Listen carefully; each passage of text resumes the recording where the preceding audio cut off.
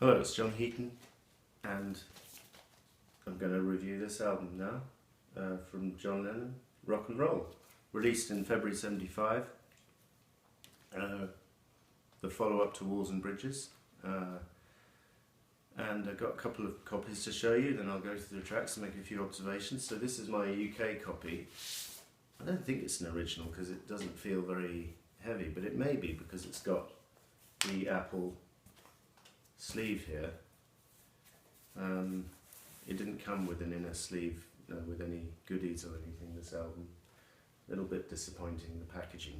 I think he was going to do sleeve notes and everything, and it got rushed out to counter the bootleg.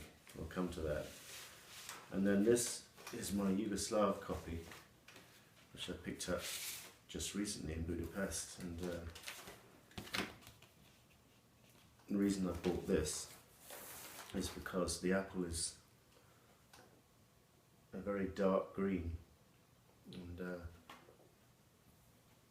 I always like to have different shades of green in my collection of the Apple. Never get tired of collecting different versions of that. So what can we say? This album got to number 6 in the UK, in the US. So not a tremendous success. Walls and Bridges had hit the top. The project was begun in the fall of '73 in Los Angeles with Spector at the controls, and Lennon laid down a few tracks with him, and the sessions were by all accounts a little bit out of control. Everyone in town turned up to them, and there was a lot of drinking involved, and drugs probably, and Spector fired a gun at one of the sessions, and not at anyone, but at the ceiling, I think. Nearly ruined John's hearing, apparently. And then they were banned from one of the studios because a bottle of whiskey was spilt on the mixing console. And I don't have a list of all the musicians who played on those sessions, but for example, people like Dr. John, Steve Cropper, Jim Gordon, they turned up, so pretty renowned party animals were present. Spector and Lennon, of course, were leading the way in this respect. They did lay down a few tracks, of which a few were salvaged for this album, but most of them were deemed to be unacceptable. And then what happened is, just after Walls and Bridges, Lennon went in with the same band as Walls and Bridges and did the rest of this album. So with Jim Keltner, Klaus Voormann, Ken Asher, Jesse Ed Davis. So the reviews were mixed, I think, and have been mixed over the years. One of the positive reviews from the Rolling Stone Album Guide says John lends dignity to these classics. His singing is tender, convincing and fond. And then another review says it's a peak in Lennon's post-Imagine catalogue, an album that catches him with nothing to prove and no need to try. Well, I certainly wouldn't call it a peak, but I'll come back to it quite often if I'm in the mood. This album is the one to put on. And I think it's fair to say it's more successful than other attempts in this genre, particularly from McCartney. I think this works better than the Russian album and the Run Devil Run album as well, just my opinion. For the most part, I think some of the arrangements are lacking, and we'll come to that, so I'll quickly go through the tracks, if you think of anything else to say about the album itself. This picture is from 1961, by the way, and the blurred figures in the foreground are Paul McCartney, George Harrison and Stu Sutcliffe, apparently, not that you would recognise them.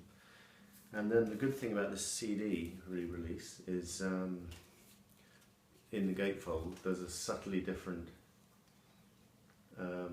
version of the front cover, if you look, which is quite cool.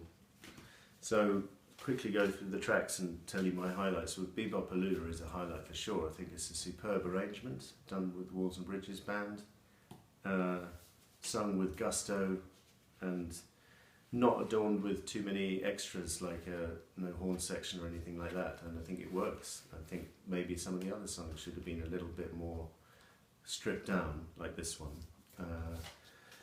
Stand By Me is next and was the single. It's a nice arrangement, particularly the intro. with the acoustic and Lennon's voice coming in. He does it well, and it was a single, got to number 20 I think in the UK and number 30 in the US. So not a brilliantly successful single, but there's a nice video of this if you check it out.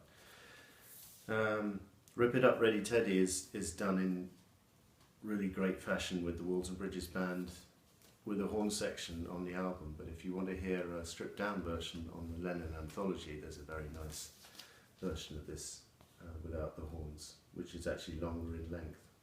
So check that out. You Can't Catch Me is from the Spectre sessions, and one of the weaker moments on this album, in my opinion, is a little bit monotonous and a pretty heavy, fussy arrangement.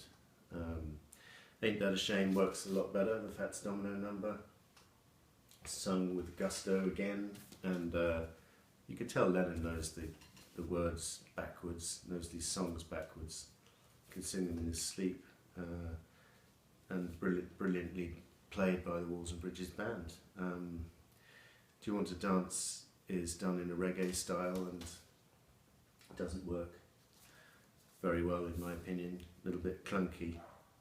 Sweet Little 16s from the Spectre sessions, where I don't know whose decision it was to slow it down, but it works brilliantly, and Lennon sings it amazingly with a lot of fondness.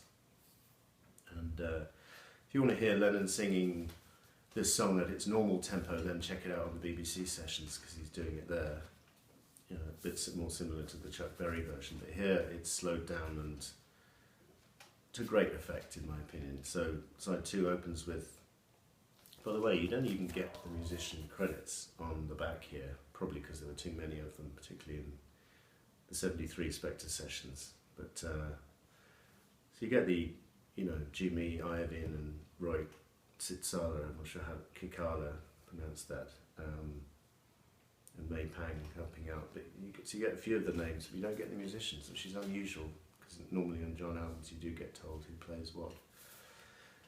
Side 2 opens with Slipping and a Sliding, done in great fashion, and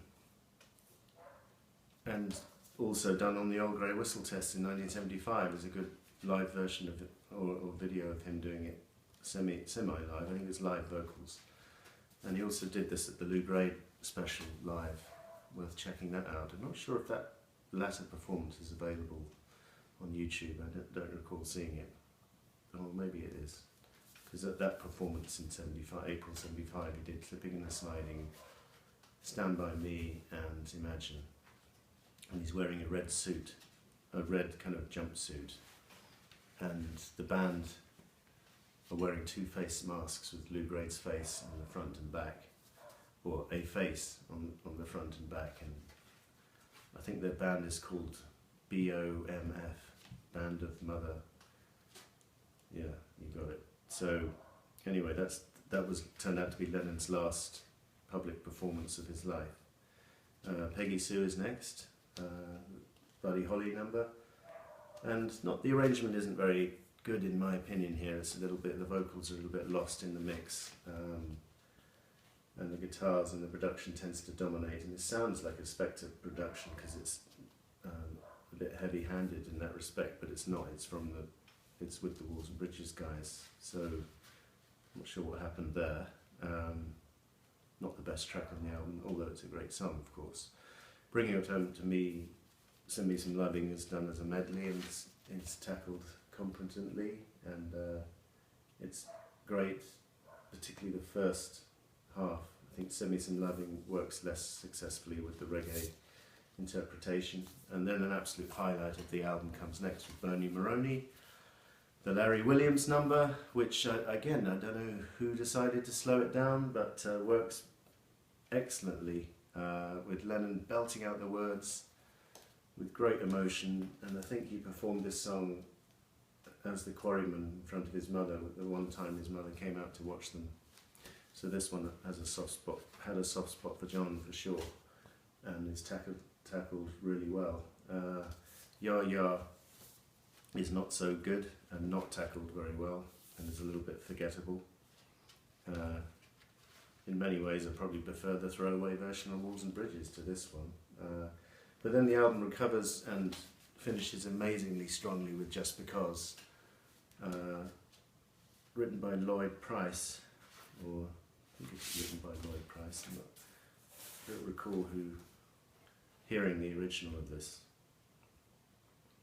Yeah, and I'm not even sure if Lennon knew it from his childhood particularly as a favourite, but Spector suggested it, and because of the situation John was in, the words have a particular meaning, and